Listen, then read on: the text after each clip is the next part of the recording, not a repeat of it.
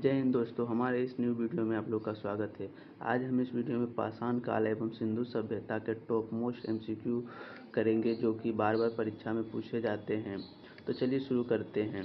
तो हमारा पहला प्रश्न है, पूरा पाषाण काल में आदिमानव के मनोरंजन का साधन था।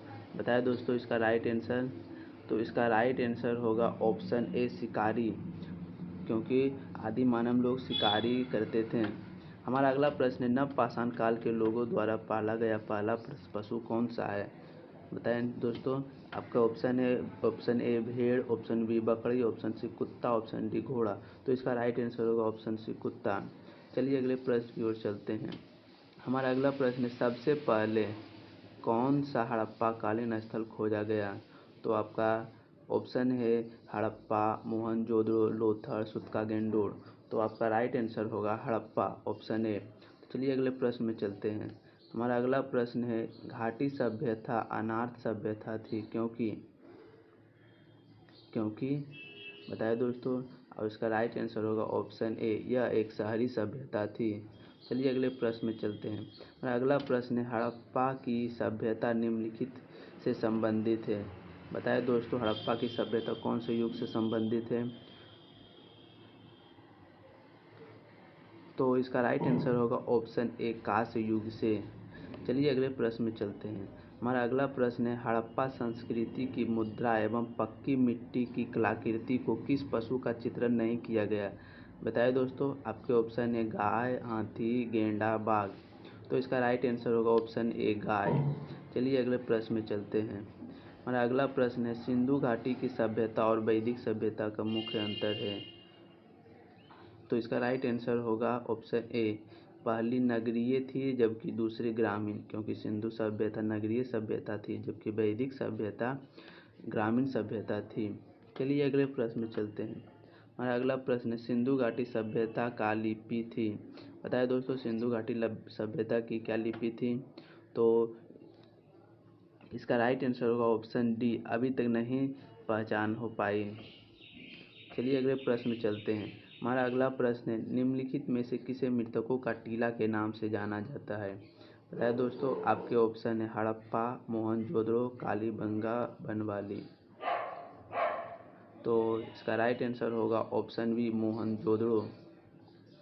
चलिए अगले प्रश्न की ओर चलते हैं। अगला प्रश्न है, निम्नलिखित में से किस विद्वान ने सर्वप्रथम हड़प्पा सभ्यता के अवशेषों की खोज की थी। बताइए दोस्तों। इसका राइट आंसर, किसने सर्वप्रथम हड़प्पा सभ्यता के अवशेषों को खोजा था। तो इसका राइट आंसर होगा ऑप्शन सी, एम कनिंघम। चलते हैं अगले प्रश्न में। और अगला प्रश्न है, सिंधु घाटी सभ्यता के लोग पूजा करते थे। बताया दोस्तों, सिंधु घाटी सभ्यता के लोग किसकी पूजा करते थे। तो इसका राइट आंसर होगा ऑप्शन डी, पशुपति की। चलिए अगले प्रश्न में चलते हैं। अगला प्रश्न है, सिंधु घाटी सभ्यता के लोगों की मुद्रा में किस देवता की चित्र थी। आपके ऑप्शन है Pashupati, option B Indra, option C Vishnu, option D Varun. तो इसका राइट आंसर होगा ऑप्शन ए, पशुपति। हमारा अगला प्रश्न है, मोहनजोदड़ो कहाँ स्थित है। मोहनजोदड़ो कहाँ स्थित है। तो इसका राइट आंसर होगा ऑप्शन बी, सिंध। चलते हैं अगले प्रश्न की ओर। अगला प्रश्न है, सिंधु घाटी सभ्यता का पतन नगर है। बताए दोस्तों, सिंधु घाटी सभ्यता का पतन नगर कौन सा है। तो इसका राइट आंसर होगा ऑप्शन ए, लोथल। हमारा अगला प्रश्न है, हड़प्पा कालीन सभ्यता का विशाल कठोर अन्नागार कहाँ मिला है। बताए दोस्तों, सबसे बड़ा अनाज संग्रह करने का स्थान कहाँ मिला है। तो आपका राइट आंसर होगा ऑप्शन ए, मोहनजोदड़ो। चलते हैं अगले प्रश्न में। हमारा 16वां प्रश्न है, निम्नलिखित में से कौन सा स्थान भारत में नहीं है। बताइए दोस्तों, कौन सा स्थान भारत में नहीं है। तो इसका राइट आंसर होगा ऑप्शन ए, हड़प्पा। चलते हैं अगले प्रश्न की ओर। हमारा अगला प्रश्न है, आमीर जो हड़प्पा सभ्यता का एक स्थल है, किस प्रांत में स्थित है। बताइए दोस्तों, आमीर कहाँ स्थित है। तो इसका राइट आंसर होगा ऑप्शन ए, सिंध। चलिए अगले प्रश्न में चलते हैं। सिंधु घाटी सभ्यता के अवशेष चिन्ह बतलाते हैं कि लोगों का मुख्य धंधा था। बताइए दोस्तों, सिंधु घाटी सभ्यता के लोगों का मुख्य धंधा क्या था। तो इसका राइट आंसर होगा ऑप्शन ए कृषि। हमारा अगला प्रश्न है हड़प्पा सभ्यता का कौन सा स्थल भारत में नहीं है। आपके ऑप्शन है Manda, option B Sutka Gendor, option C Hulasa, option D Balakot.